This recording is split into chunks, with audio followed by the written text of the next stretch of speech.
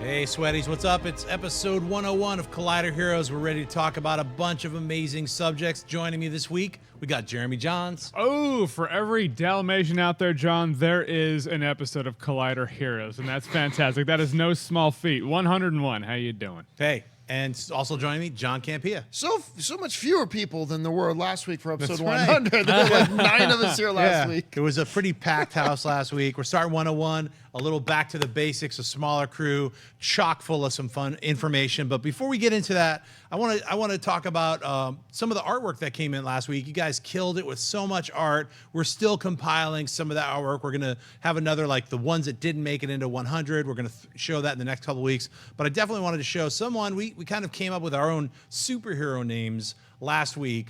And one artist, Gabriel Rees, actually drew me as a weird clown. Let's see that first. That's right.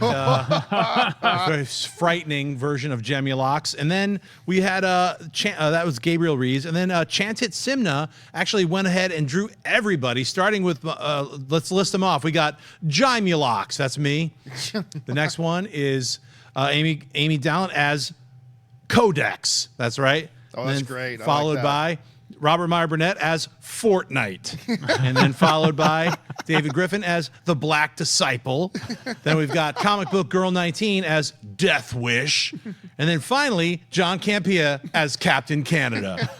So, hey, that's great stuff. Chant it. Thank you so much. The Colliders is our superhero name that we're going to go with. So it just made the most sense. Thank you, everybody else who pitched in a bunch of crazy names. So we're now the Colliders. Look for this graphic novel probably coming to you at San Diego Comic-Con, a special ash can. We're going to get some flavor going on. It might be a 6-page ash can, but something is happening. We have a few months to make it happen.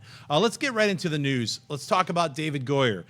So now we keep hearing that David Goyer is possibly going to be directing the Green Lantern Corps. So we know he's writing and producing the new movie, currently slated for a 2020 release. Should he direct the film as well? I mean, he already directed Blade Trinity. So a lot of people Which are like, you think that would be enough Right. for a career? Like, Yeah. Hey. how much higher can you go after that? What's some left to people, achieve? some people did not like Blade Trinity, but let's not forget he jump-started the DC Cinematic Universe. Yes, he did. He basically got the ball rolling with Man of Steel, which all of us really dug.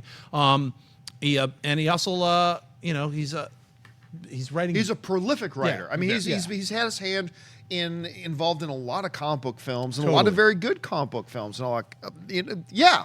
I like David Goyer as a writer actually very much. When I see he's attached to something writer, I'm intrigued. Some stuff he's made is bad, but Jon Schnepp has made some bad stuff. I made some. Jeremy Jahns. Everybody Yeah. has a bad day, and he's no exception. Jeremy, you've made a few bad things. It's time to just fess up to it. What is he talking? Me and Campea talk about it all the time. I know But you the do. problem, though, is I don't know. It's been a lot of years, and I still don't know if, as a director, I'm ready to forgive him for Blade Trinity. Because that was a hot, awful, terrible mess of a movie. I mean, especially when you're coming off of Blade 2. Right. Which I actually personally think is my favorite of the Blade films. Yeah, me too. But, oh my goodness, like Jessica Alba with her lightsaber... With her Jessica lightsaber Biel. bow, It was Jessica Biel. Biel, with Yeah. her lightsaber bow and arrow. Now, actually, Ryan Reynolds is actually pretty funny. In He it. was great as Hannibal King. I mean, yeah. that's what I mean. Some of Blade Trinity worked, just nothing with Blade. Yeah, I mean, nothing anything with Blade in or it the- really or the didn't work. villains Yeah, the or villains were pretty anything. sour. No. Though Parker Posey was pretty fun. She was pretty fun, I mean, yeah. So some of the villains worked. Some of it was too over the top, but I didn't mind the Ryan Reynolds Hannibal King. Actually, that made me laugh and got me through the movie, I feel. Yeah, I feel like Ryan Reynolds was the thing in the movie that's good. Yes. You know, the rest of it, and if he's directing a Green Lantern Corps, let's say, all right, Blade Trinity is his last directorial film. That's the only one he's done. I'm not. No, I'm not he's making like this he up. did this little horror film called Unbound. When did that come out? Was that after? Like 2009, like All right. 8 years ago or something like that. Right. He also did one or two other smaller things. Okay, so basically in the comic book world, though, which shouldn't really be the only thing I'm concentrating on. Point is, for Green Lantern, they need all the cred behind it to bring Green Lantern back. Like, they really Yeah. want to give Green Lantern CPR at this point. Is he the guy to do it? Directing? Don't know so much. Writing? Yeah. He's had his writing cred in some good stuff, like the Nolan Batman films. Yeah. He's in there. He's credited as a writer in there. So, fantastic on on him. I think he should have a hand in writing. I think he's good at it. Directing is a bit of a risk, a bit of a leap, especially for the property they want to reboot. Now, wasn't he, correct me if I'm wrong, I might be totally way off base on this. Was he not the guy who was going to direct Green Arrow film, Supermax? I think he was in line to direct that. Yeah, so I remember he was in line to do that, and then that never got off the ground. He's been in line to direct a couple of different films that never got off the ground, for sure, and a lot of them in the superhero genre because, not only did he do the trilogy of Batman films with Nolan, but then also kicking off the new DC cinematic universe with Man of Steel. I kind of personally feel like I would give him a shot. Why? Not only did he, come up with the universe that, at least jumpstart the universe that we're dealing with right now, but I think he's had enough time in this world, especially with the Batman films, that he's not like some kind of goofy idiot who's like, "Give me $100 million." I think he'll be able to handle it, and I think, especially looking at just the last decade of his output. I mean, Blade Trinity was like over almost 20 years ago. It's a long time ago, maybe 15 years ago, but I wouldn't mind seeing what he's going to do. I think one of the key things here, I think my main hesitation here is that what Jeremy was pointing out is that Green Lantern is a property right now that, rightly or wrongly, has some real negative baggage associated with it, right? And if you want to relaunch Green Lantern, I just feel like maybe you should put yourself on some more solid footing with a director who's got a little bit better of a track record at this point. Right. Not necessarily, you don't need David Fincher to come in and do it, but I mean, it feels like it's a little bit of a risk. But you're right. I mean, it's like Goyer knows this universe. He's been around this world. He knows it, but can he direct it? I don't know. I guess we're going to have to wait and see if this actually even works out. Yeah, writing and directing, they're two different things. A writer can't necessarily direct. A director can't necessarily write.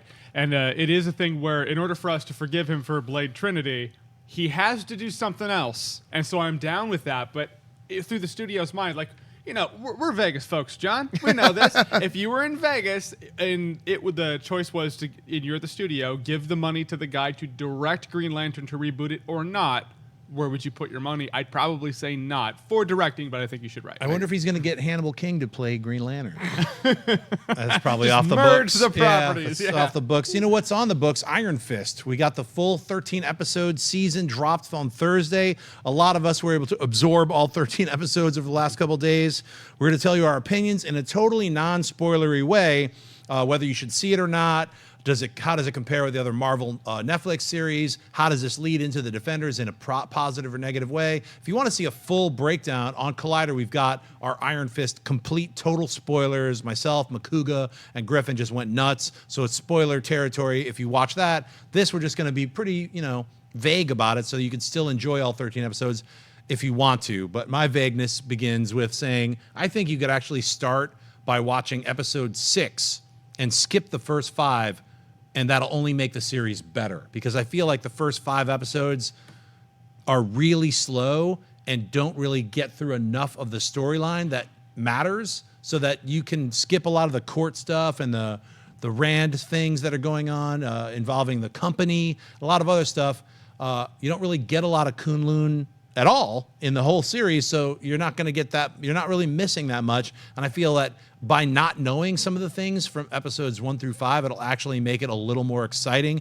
What are your thoughts, John?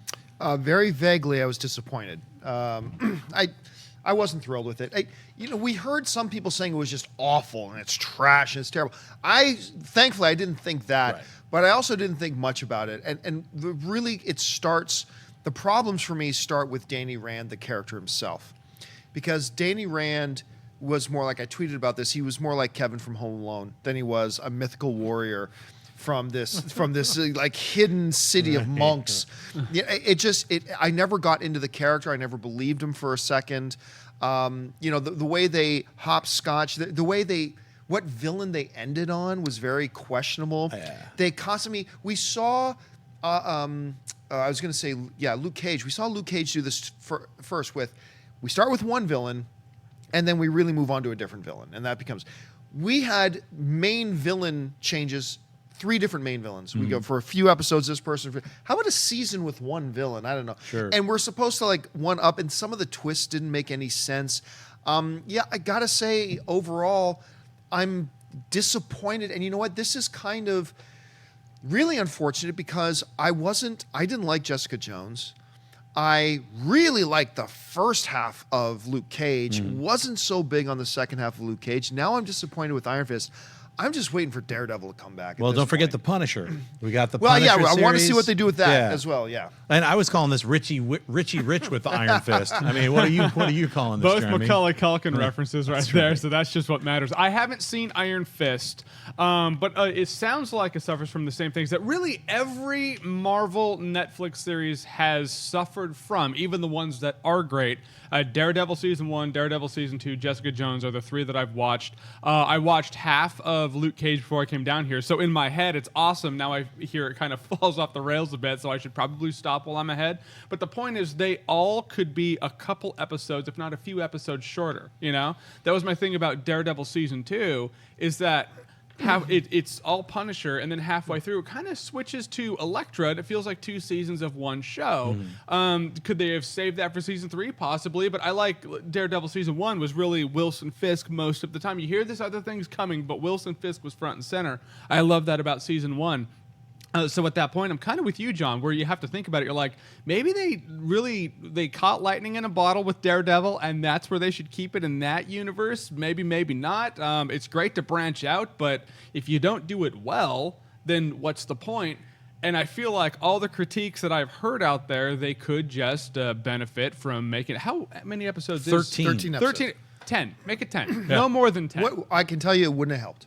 It wouldn't have helped at all? No. I was going to say disdain. You were going to say disdain, yeah. Disinterest in it really came about halfway through episode 2. Mm-hmm. I have some concerns now with the Inhumans because it's the same showrunner, Scott Buck. So, But it's not going to be Netflix, is it? no, it's ABC. But what I'm saying is, it's just like, you know, when a showrunner is in charge of a series, it's kind of indicative of what they made. They're in charge of the directing, the writing, the overall everything about the series.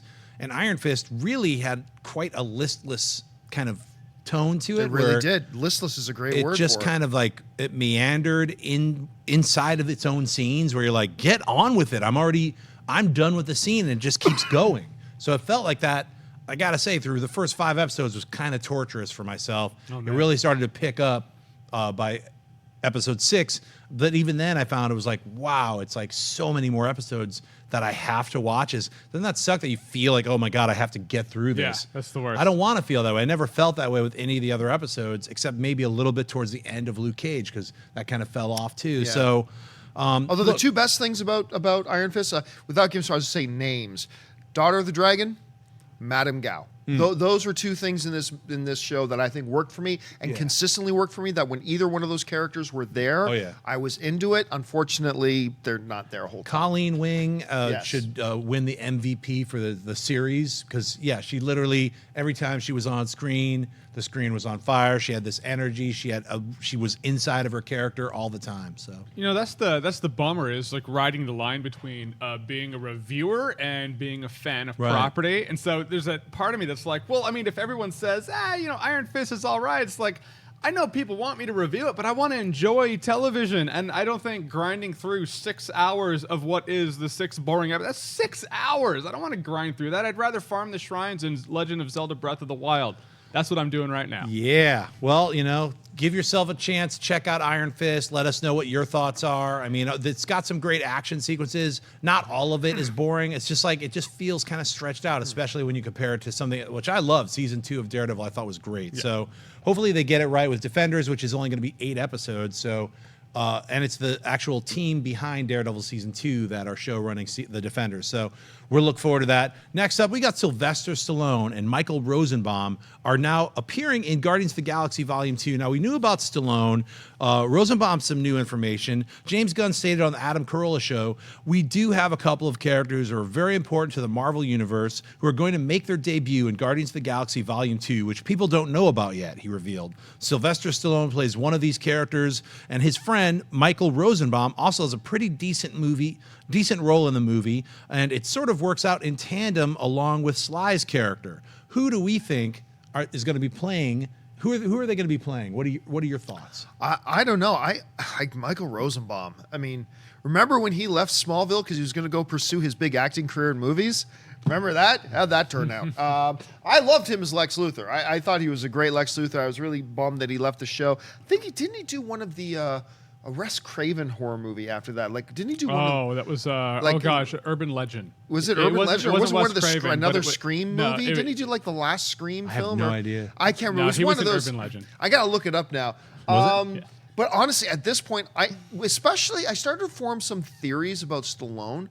But when they started talking about Rosenbaum being just on the two characters being connected, I honestly have no guess. I have no guess and no clue, and I'm kind of happy about that. So I'm just gonna. What did you think? My guess is, I mean, this is a long shot, so we don't know, but it's not long shot. It's going to be, my guess would be Nova, that Michael Rosenbaum could possibly be portraying Nova, and because Sylvester Stallone is portraying one of the characters in the Nova Corps.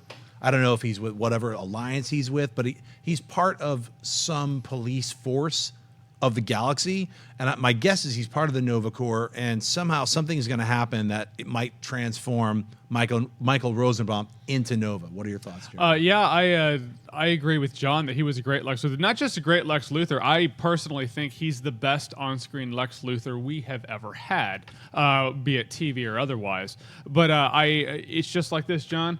He plays Lex Luthor. That's what he's going to do. You remember when Overpower cards brought DC into That's it? right. That's what's happening. Lex Luthor's coming to the Marvel Cinematic Universe. No. As James Gordon said, he wanted to get locked up in the MCU. First the Joker, now this guy. They're all going to come in here. I have no idea who he's playing, but I think he's a great actor. What's funny is, he was a really dark human being in Smallville as Lex Luthor, but the dude is innately really funny. Yeah. Like, he is a funny guy, and no one knew about that comedic edge to him until you saw the special features in the Smallville DVDs. You're like, wait a minute, he's funny? He's kind of crazy. So your guess is as good as mine. I have no idea who they're going to play, but I'm really excited that we have a talent like him, because he's been TV talent so far. But that's really cool that he now gets to be in a property that's really big where he can showcase what he can do to more people, because I don't think a lot of people know, but not as many people know who Michael Rosenbaum is. Sure. As should know who he is. Another guess is he could be playing Warlock, where they could be bringing in a lot of characters that are not announced for one scene. Mm-hmm. Sylvester Stallone somehow ties in with all these different characters. The only reason I'd lean away from Nova and Warlock is because I believe I heard Gunn say at some point that they are lesser known. Now, granted, to the general audience, not a lot of people have heard of Nova or Warlock, but in the comic, people who read comics, they're very familiar. So Right. that's the only reason I think maybe it won't be those guys, but who knows, very well could be. Or it could be Michael Rosenbaum is the guy who introduces, because Nova is a very young kid. He gets the powers, and he's an Earthling. So I don't know if they would give Michael Rosenbaum. You don't know how they're going to trade it out. Yep. But we'll be finding out in just a few months when Guardians of the Galaxy Volume 2 opens in May.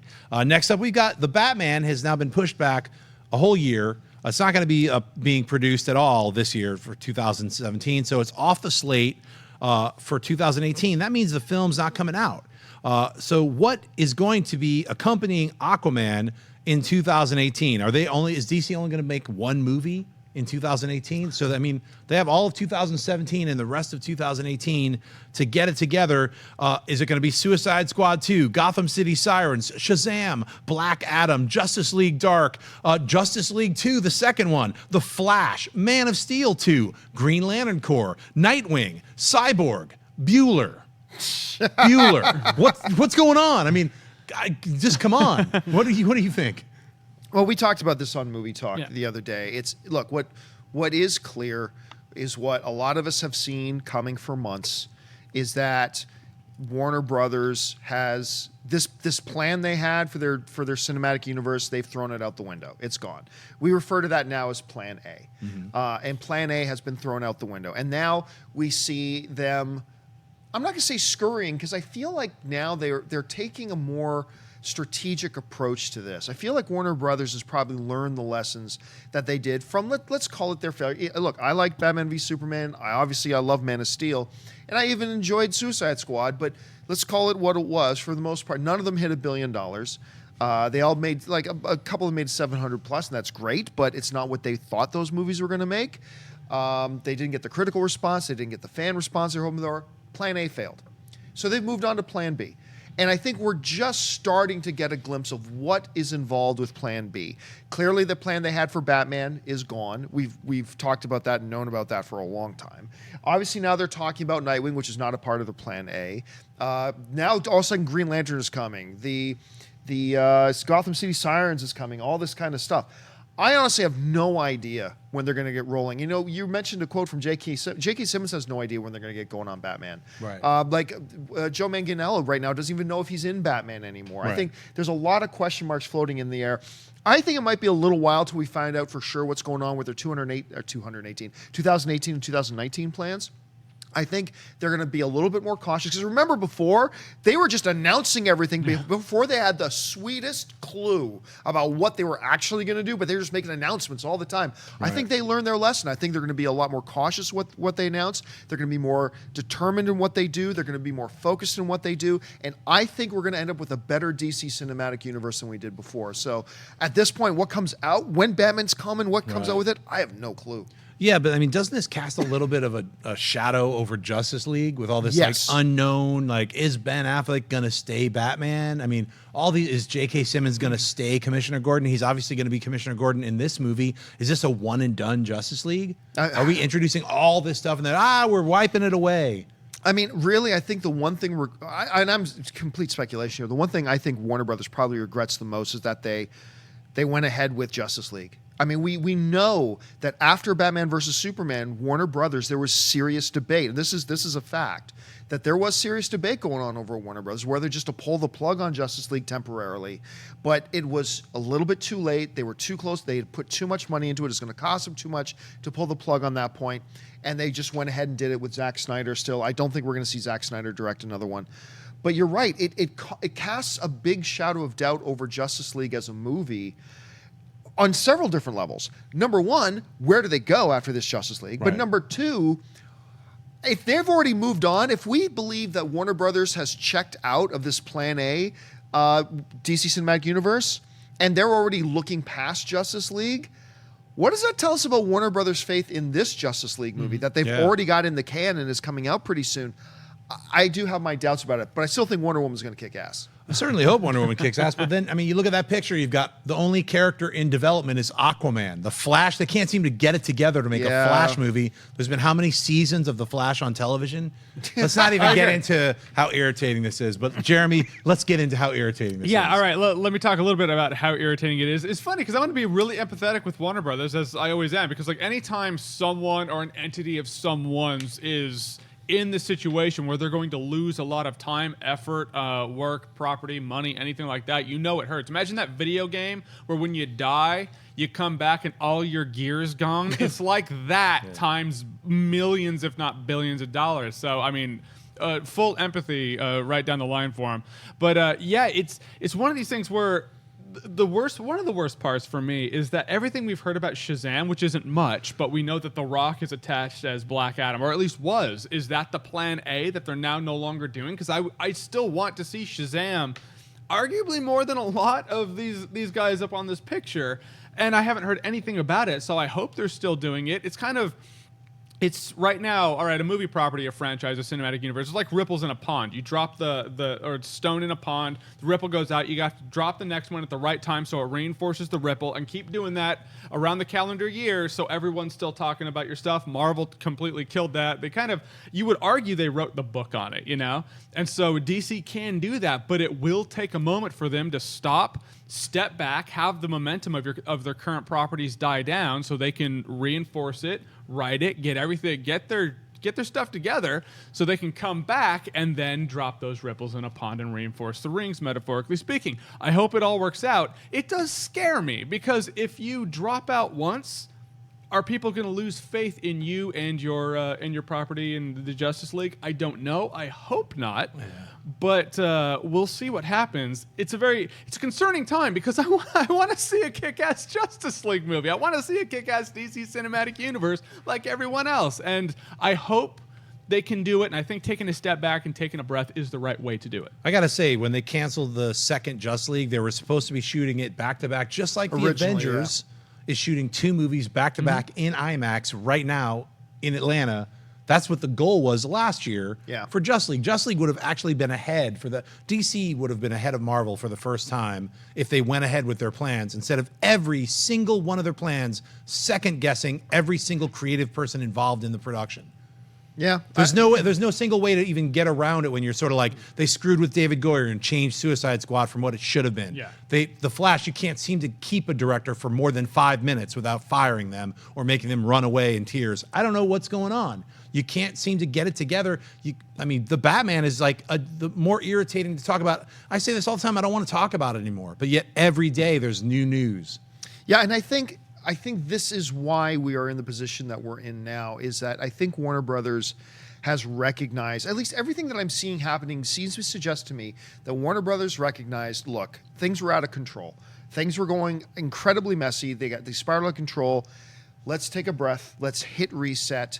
Let's just make our plan now, and they're going to move. I'm hoping in the right direction at this point, and sweep all that mess that they had done. It's in the back. You all know I got real upset at the way Warner Brothers has navigated the DC cinematic universe at this point, with directors coming and going, writers coming and going. All the stuff with Affleck and all that other kind of crap. But you know what? Okay, the mistake's done. It's done. And now I feel like they've learned from their mistake, and that they're going to start heading in a good direction. That's all we as fans can hope for at this point. Yeah, and you know what we as fans have right now? Some really kick-ass comic books. Screw the movies. It doesn't matter. You can read Batman, All-Star Batman by Snyder. You got Detective and Batman written by King. You got Finch on there. Get to your comic book store and buy some Batman stuff that's actually happening every month. You have a brand new adventure. You don't have to wait 7 years for these idiots to get their shit together. You can enjoy a brand new comic book every goddamn week. That's all I can say about that. So I can curse on the show. I didn't know that. You swear away. All right. All right. You know what we're going to move into is some really sad news. Bernie Wrightson, artist extraordinaire, passed away this week. 1948 to 2017. He was 68 years old. He passed away from brain cancer. We lost one of the greatest comic book artists ever to grace our printed medium. The talent in the pen that this man wielded is forever unparalleled. He influenced every single artist that came up with him and every single artist that has followed after him. From Mignola to Stout to Ross to Sienkiewicz, every single artist owes a lifetime of gratitude to the influence that is Bernie Wrightson. Let me just go through some of his greater works. Let's look right away at Swamp Thing. That's right, Bernie Wrightson and Len Wein created this character in the 70s. He's a monster made of muck. Alan Moore later reinvigorated the character with a brand new mythology. But what started it was not only Len Wein's gothic kind of horror take, but Bernie Wrightson's unbelievable artwork. You can see over there we have a shot of Batman. He did this Batman that up until this point had never been depicted so spooky and so creepy, and was actually one of the forefathers of what we have now as the Batman, is like this dark, creepy character. Let's move on. We've got his collaboration with Stephen King called Cycle of the Werewolf. That's now awesome. This influenced Silver Bullet. So a lot of people have seen Silver Bullet, but they might not have known that it came from this short story. It was a book, but it was it was kind of went through the calendar of the year Cycle of the Werewolf. And Bernie Wrightson just this past year did a Kickstarter where you could get a calendar of all of the art. There's 12 beautiful color images for Cycle of the Werewolf. I believe you could still purchase it. Go online and find it.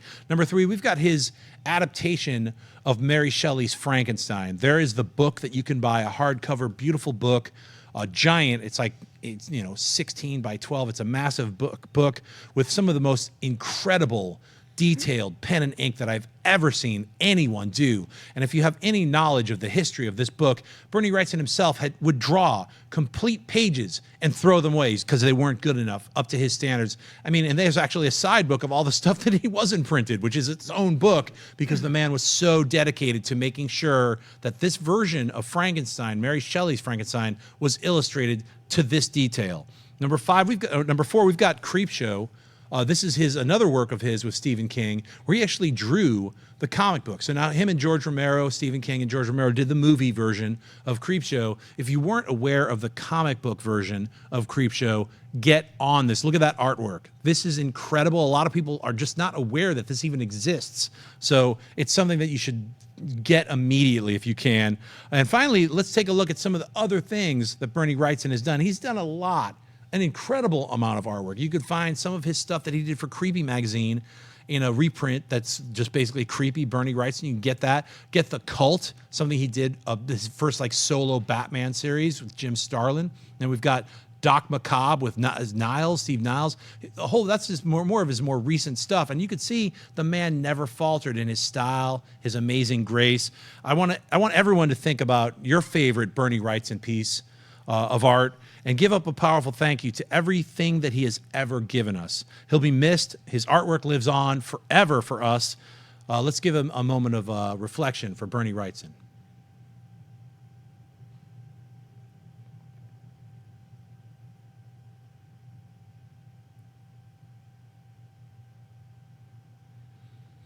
So let me ask you guys, what is your favorite Bernie Wrightson comic or image, John? The first stuff that I was introduced to him was the Frankenstein stuff, because that was the stuff that, when you look at the detail, when you look at the amount of attention that went into everything to fully flesh out a world that he was trying to create and convey to you, that was the stuff that when I first heard his name. Now, I had seen his work before, but I never associated a name with it. That was the first one that got shown to me. It's like, holy crap, this is insanely good. So that was stuff for me.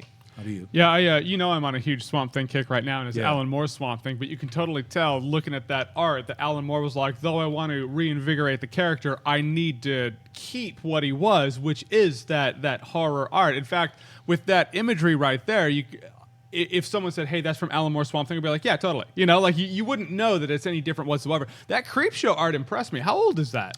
I believe that came out right when the movie came out, so it's got to be like 84, 85. Because, it looks no more than a decade old. Like, it was real. I love horror comic art. There's something about it to capture everything in one imagery. Maybe it's because I grew up with that Scary Stories book with all, like, the messed up imagery. But, that Creepshow art really blew my mind, and I love me some Swamp Thing art, too, especially that one where you're coming out of the water, It's like it's a freeze frame. Yeah. You need to capture everything in that one frame, and that's what you got. But that Frankenstein art that's like 1.5 feet tall and wide, that's impressive right there. Yeah, you could get that Swamp Thing. As you mentioned, Alan Moore did an incredible run with Swamp Thing, but every single one of those artists, Rick Veitch, Steve Bissette, John Totleben, were completely influenced, not just by Joe Kubert when they went to the school of Joe Kubert, but they were influenced by Bernie Wrightson, and you could see it in all of their pencils and inks. So hats off to Bernie Wrightson. You're going to live on forever.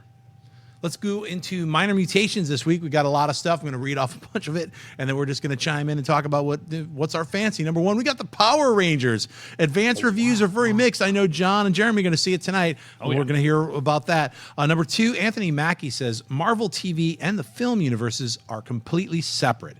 Number three, Ghost in the Shell water fight sequence is released online. You get to see the entire sequence adapted right out of the movie and comics. Number four, we've got Iron Fist is getting some somewhat negative reviews, some mixed reviews. Number five, we've got Anson Mount running the streets of Hawaii as Black Bolt. He better not scream because bad things will happen. Number six, we got iZombie debuts with its third season poster, drinking some of that brain. Number seven, we've got The Flash and Supergirl are singing tonight in their brand new musical episode. Finally, eight, we've got Scott Rosenberg and Jeff Pinkner are scripting the new Venom movie. So I believe one of them actually wrote the Amazing Spider-Man 2. But now it's not really related to Spider-Man. I'll just start off by talking about Venom. I don't really understand how they're going to do a Venom movie when it has nothing to do with the symbiote or Spider-Man. Kind of got me a little perplexed. What are your thoughts about any of this? Well, I don't know. I haven't heard anything official from anybody saying that he's not going to be part of the MCU and that he's not. I suspect he's not going to be associated with the MCU. Right. I don't know what they're going to do with the symbiote. I have no clue at that point. I'm just going to try to reserve judgment until we see what they're going to do with that. Anthony Mackie just saying what we've been saying for a long time, and everybody tells us. Remember, everybody's telling us, you guys know what you're talking about, that they're not associated. They're not associated, other than Agents of S.H.I.E.L.D., which is clearly associated. But so vaguely. And then you get into the Netflix stuff, and the closest thing you get is, you got more YouTube hits than that green guy. Right. And that's, obviously they were completely separated, and they always have been, and they probably always will be until Perlmutter resigns and leaves the company, and they give the television stuff back to Feige too. Until that happens, I don't see anything else. And we already talked about Iron Fist. I've never been into iZombie. I tried watching one episode. I didn't find it good at all, but I got some friends of mine that just love it. But I can't get into it. Yeah, myself, it's been a hard one to get into, but I actually like the comic book. So if you want to, that's a maybe easier way to go. Check out the a trade of iZombie and then watch the series again. It's an easier way to get into it. Jeremy? Yeah, starting off with Power Rangers, I mean, we won't know until tonight, see it tonight, but I feel like there's going to be a big divide because people like my age who knew Power Rangers when we were young, it could hit all the right notes. And if you are 2.5 to 5 years older, you're going to be like, what is this? You know? So right. I'm hoping it does what it needs to for me. For the Venom movie, I can see it. Is there any word as to what studio's doing this? It's Sony. Sony. It is okay, so I could see that being a thing where they're like, you get Spider-Man, but we get to keep Venom, and I could see Marvel being like, that's fine, we're not going to use Venom whatsoever. So. Remember, technically speaking, Spider-Man: Homecoming is a Sony film. Yeah, it is a Sony film Right. under the Marvel Cinematic Universe. But yeah, I don't think Venom's going to be a part of the Cinematic Universe. I'm with you though. It's like, how can you do one without the other? I mean, unless Peter Parker has this story about this one time his suit was black and now it's not because he went into a bell tower and got the thing off. I don't know how they're going to do it. I've wanted to see a Venom movie for a long time, and then Spider-Man 3, the Sam Raimi one, spoiler alert if you care, at the end of that I'm like, they can't do that. Like, they clearly can't make a Venom movie. So there has been murmurings forever about a Venom movie, and it's never ever looked likely. Looking forward to the Flash Supergirl singing episode because that's one of my it's just such a great episode of Scrubs where everything was musical, so I'm hoping it recaptures that vibe. And Anthony Mackie saying it's not related. Yeah, is he talking about the Netflix stuff? I have a feeling he's talking about the Netflix stuff. Yeah, Agents of S.H.I.E.L.D. tries so hard every episode yeah, to remind you. Sokovia Accord, Iron Right. Man, Thor, like every single word, Right. but not so in the Netflix. Yeah, universe. so it's kind of funny that the Netflix at first was like, we're linked. And as every series, every arc, like Daredevil, you heard that they were linked and they even made a few references. Jessica Jones a little less, Daredevil season 2 a little less. And now it's like they're moving away from that, like, nah, it's its own thing. Which by implication means they can have a Punisher in the Marvel Cinematic Universe if they're not linked, but they're not going to, I don't think. So, yeah, no duh, they're not linked. I think they're so loosely linked. I mean, you're right. They mention, like the green guy, or they mentioned the incident a few times The in Iron incident. Fist. Yeah. There's these subtle ways of like, yeah, we're mentioning it. It's part of our universe, but you'll never see these characters in the Netflix series. And I don't think vice versa. You're not going to see Luke Cage showing up in Avengers Infinity Wars. Do you remember though the first time we were on Movie Talk and like that question came up, was like somebody asked like how many and when and which of the Netflix guys do you think are going to show up in the battle against Thanos? And we said none. You're not going to see them in there. And like people lost their shit on us. They were like, yes, they will. And like, I'm telling you, they're not. So who knows? Maybe they pull the biggest surprise ever, and in the final epic battle, Luke Cage shows up. Right. Maybe they do, but I just don't see it happen. Sorry for lighting up your comment section. That was me, by the way. I just wanted to see Daredevil. Hey, look, if any of them showed up, it would be fun. I wouldn't be mad at it. No, I wouldn't be mad at it either. It'd be like, yes, it is some shared universe, but only in the movie world. So, it makes it a lot harder for someone like Anthony Mackie to show up in Agents of S.H.I.E.L.D. That's why you've seen, I think, Nick Fury show up once in Agents of S.H.I.E.L.D. You see Nick Fury show up. You saw Jamie Alexander's character, Lady Sif. Yeah. She showed up in it. They constantly reference the Sokovia Accords in the events of the movies. You never hear the movies reference the events of the TV show. They should. Yeah, maybe they will at some point. That seems like a one-sided relationship where the show's giving all the Easter eggs. Have the movie give an Easter egg or something. But here's a question for you. So with Inhumans being on not Netflix, will the Inhumans, do you think, adopt the Agents of S.H.I.E.L.D. approach? That, yeah, we're in the same universe, we're in the same world, or will they adopt a Netflix philosophy where we'll drop a vague reference now and again, but pretty much stay completely isolated? I think they have to stay together in the Marvel Cinematic Universe, not only because they're tied in with the Terrigen Mists and all That's the Agents true. of Yeah, they S.H.I.E.L.D. kinda kind have of to. Inhuman stuff, but it would only make sense. They're going to be the first kind of crossover film series, TV series, yet also released in IMAX. The first 2 episodes will be released theatrically. So technically, The Inhumans is a cinematic Marvel movie and a TV show. So that being a hybrid, I could see them maybe working in a character here or there. Which character, I don't know. Let's get into the Twitter questions. This week we got from Parker Ekman asks, where is the info on Surtur? Will he show up in the last 10 minutes like Dormammu did in Doctor Strange? Well, Parker, I don't think he's going to show up in the last 10 minutes. What I think they are going to do is introduce him throughout the entire film as the big bad, and then everyone has to kind of join together and fight him at the end would be my guess.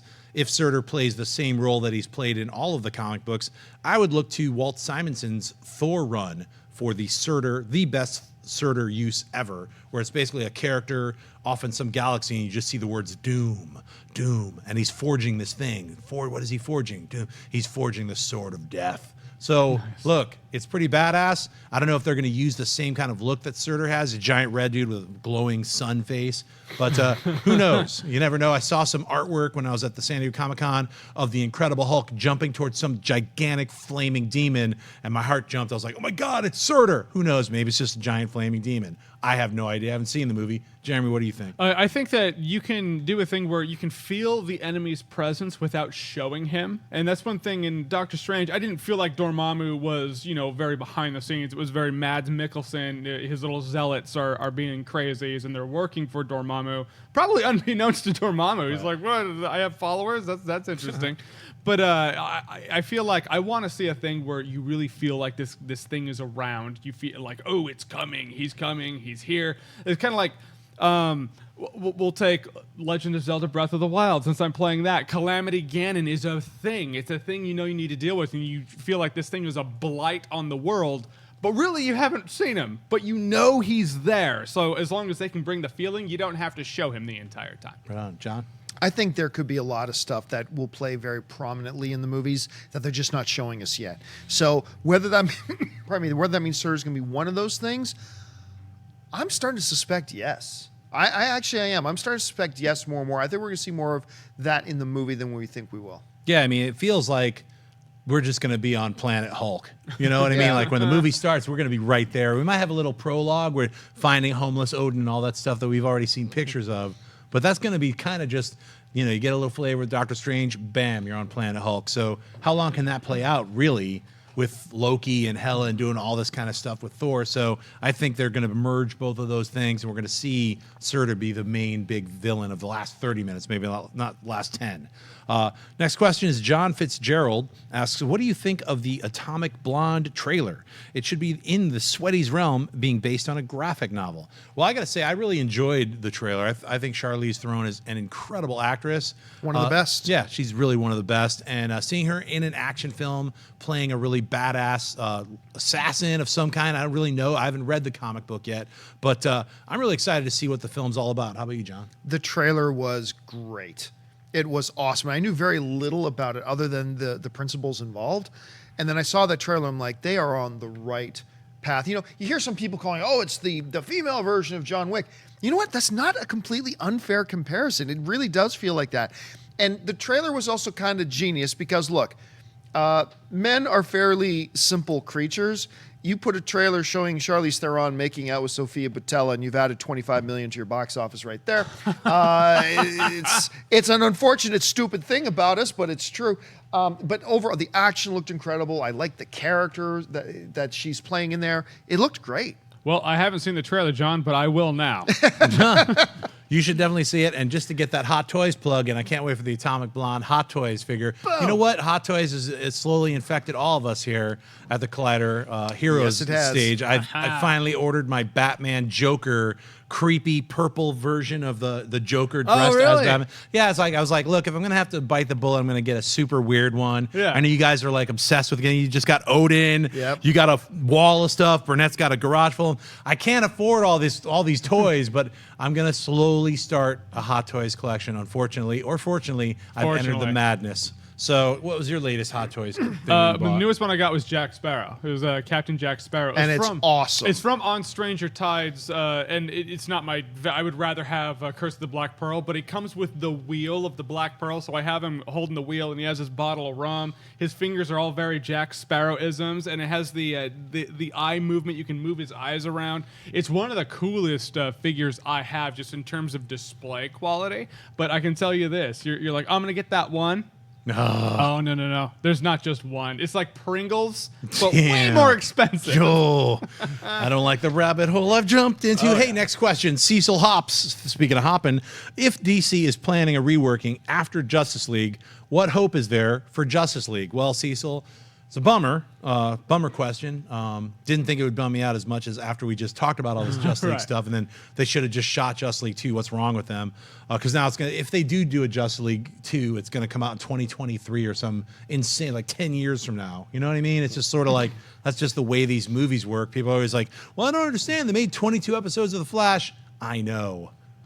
That's because it's done on a different kind of budget. Lots of it is a lot of talking and lower budget things. It's just films just take so much more money. Hopefully, with the advent of Amazon and Hulu and Netflix and all the streaming, we might be able to see more bigger quality, larger budget series happen, like a 5-episode series or 6-episode series of Justice League instead of doing Justice League 2 in 2020. That's my personal hope. Is if they can. What's going on with the DC Cinematic Universe, and they don't make all these other films that they've said they're going to make, or they go a different route, that they do a television version of Justice League, but make it a miniseries. Do 6 episodes. Get Netflix to pay for it, so you can get $100 million and make an incredible thing. John? I still think there's hope for Justice League. Like, I think it's like we said a little bit earlier that clearly they are looking beyond Justice League. Right. They're seeing Justice League as the last little thing they have to sweep under their rug. But remember, this is still being directed by, and I know not all of you love Man of Steel, but this is the same guy who directed Man of Steel. This is the same guy who directed 300.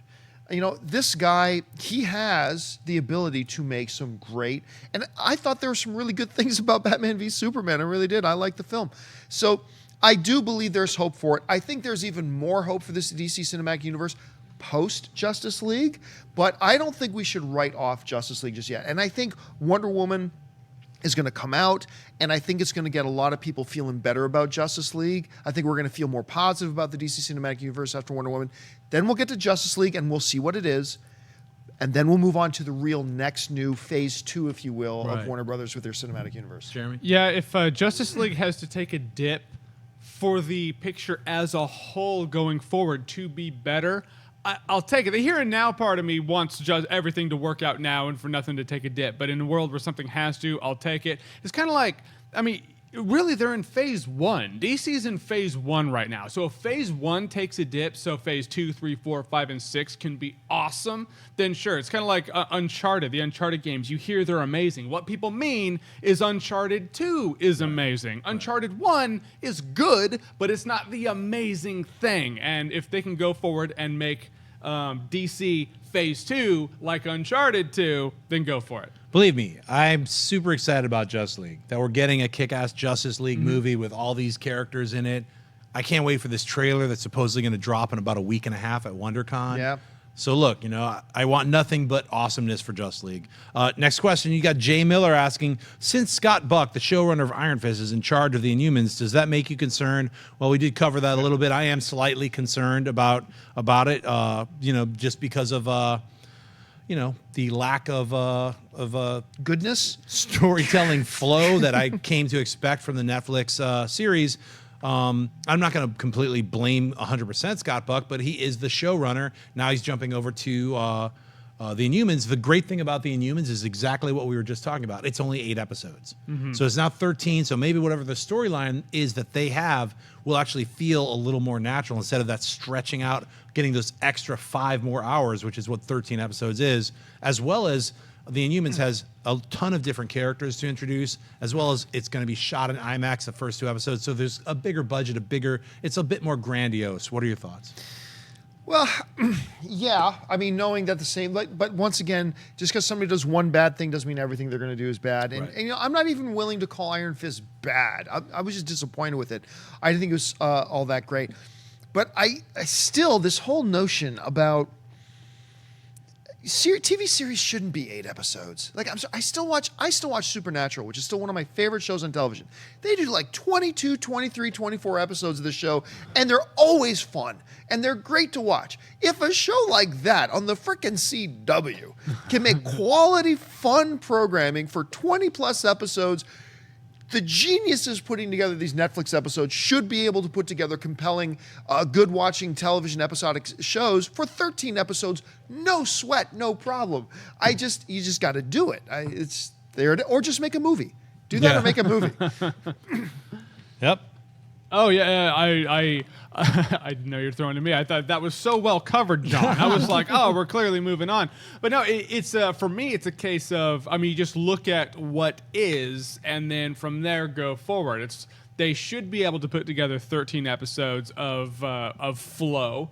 But the fact is they haven't. So maybe bust it back a couple episodes, and then we'll see what happens. So I agree with you. Inhumans might be... I think it's them honestly trying, because that's one of the big critiques that their Netflix series have had, is that they go on for a few episodes too long. So maybe this is them going, hey, let's try 8 for this thing, you know? Yeah. So we'll see what happens. Defenders is 8. I don't mind 8, you know, but I agree with you. There's other series that are 22. You're like, what the hell, you know? So it's weird. Then Game of Thrones is 10. You're like, I'm getting gypped. You're I like, think Game of Thrones, the final season is going to be, what is it, 8 Eight and episodes. then I hate that. No, then the final one's 6. That's it's stupid. 7 and That's then 6. stupid.